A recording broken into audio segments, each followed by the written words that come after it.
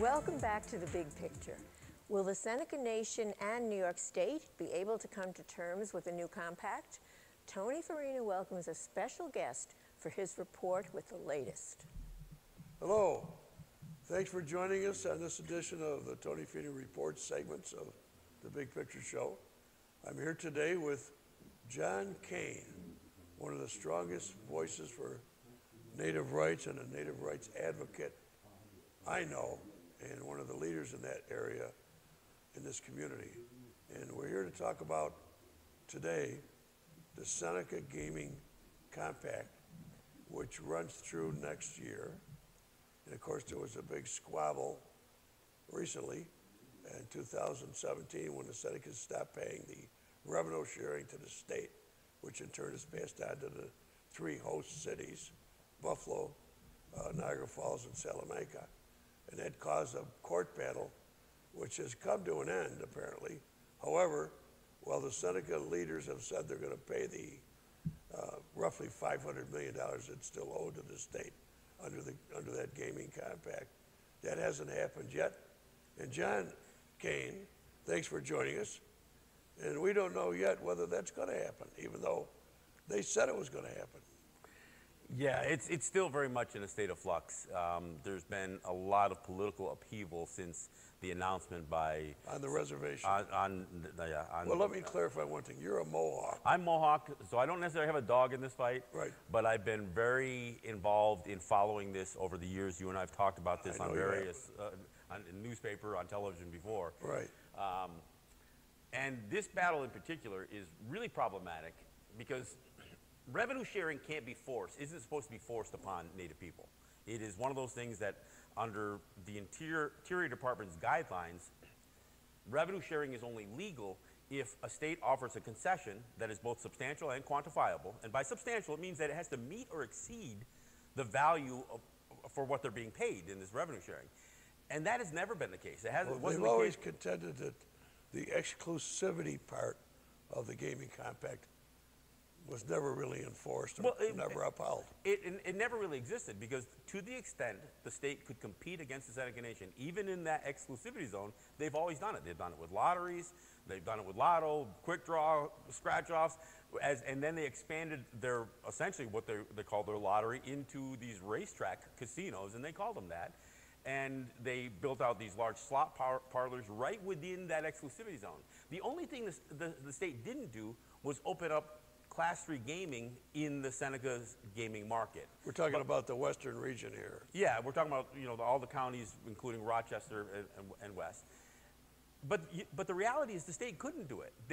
They were prohibited by their own law, so they didn't really concede to not opening up Class 3 gaming. They couldn't do it by their own law. It wasn't the gaming compact or the revenue sharing provision of that compact that kept them from expanding that gaming. They couldn't do it until they changed their constitution, allowed them to do that, which is what they can do now in this, what would be considered this term of the compact. So, and again, so my point is, the state never gave up gaming. They kept gaming, and if anything, expanded gaming, all the while the Senecas were paying.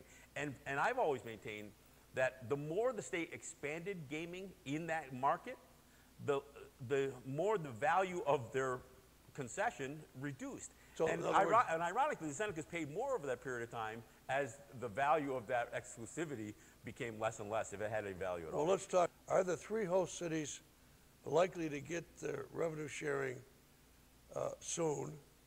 And what about a new compact? What are the chances of that happening? Well, there are three issues. There's the money that's escrowed, there's over $500 million escrowed, which, if it's paid out, will take the total that the Senecas have paid to nearly $2 billion.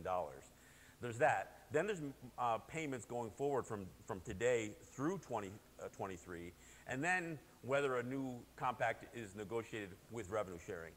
Look, the Seneca Nation has always wanted to do right by the Western New York region. They've always wanted to do revenue sharing of some sort, not as prescribed by the state. But the state insisted, no, you send us the money and we'll send some of it back to these cities. We can argue whether they're really the host cities or not, since it's actually Seneca land that these casinos exist Well, now on. you live on the reservation. What's the feeling out there? What do the people say? The overwhelming majority of Seneca people oppose paying the state revenue sharing. They oppose releasing this money, paying going forward, or having a revenue sharing agreement in the next compact. The problem is, and this is why I go out on a limb and call this essentially implied extortion, because the fear that the Seneca politicians have is that if they don't pay the state won't renew a compact, and that will mean that they have to shut down. Of course, none of that is true. None of that is really laid out in the law. So there's a fear, and that's what's driving these payments. It's fear of the state, and that's problematic, and everybody should be concerned about that. John Kane, you're a strong native rights advocate on a number of issues, including mascot, names, that sort of thing. You've been a voice for the native people for a long time, and you continue to do your show on radio and community radio, et cetera. Tell us what you're doing. Well, I do a radio program called Resistance Radio on WBAI in New York City. And I know you're not short on opinion. Not short on opinion. And it also airs in Washington, D.C. on WPFW. And that show is about offering a native perspective that, on issues that affect us all. And again, there's a lot of political upheaval right now, and that may affect things like Seneca elections going forward. When is Pagel's term up? This November. Because they serve 2-year terms. Yeah, this November. Then they change again. Yeah. What party's in control now? Seneca Party. But I will say, this is one of the things I got to say about Ross John's statement from yesterday. The tribal council member. He's a tribal council member, he's been there for a number of years, and at this point, he's kind of an outlier. But he's also carrying some weight with him, and I think he's influencing the Seneca Party, which is the party that's in control, and he's having some influence on some of the folks that are sitting on council. So whatever Pagel's announced before is still a bit of a question mark. And like I said, there's a $500 million check to be released, or funds to be released. There's money paid going forward, and then there's whether there will be a revenue sharing agreement after 2023. Now, Ross John is also a very successful businessman. Yep, he's very successful, and he's a very influential Seneca. So we'll see how this plays out, but I know, having been a part of some of the conversations in Cattaraugus in particular, there's a whole lot of people who are angry. And you know what? Some of it's getting politicized. I think there are people who may try to create some political, gain political favor by taking a position on it. So it's gonna get dicey going forward. All right, let me ask you this, John. Up or down on a new compact?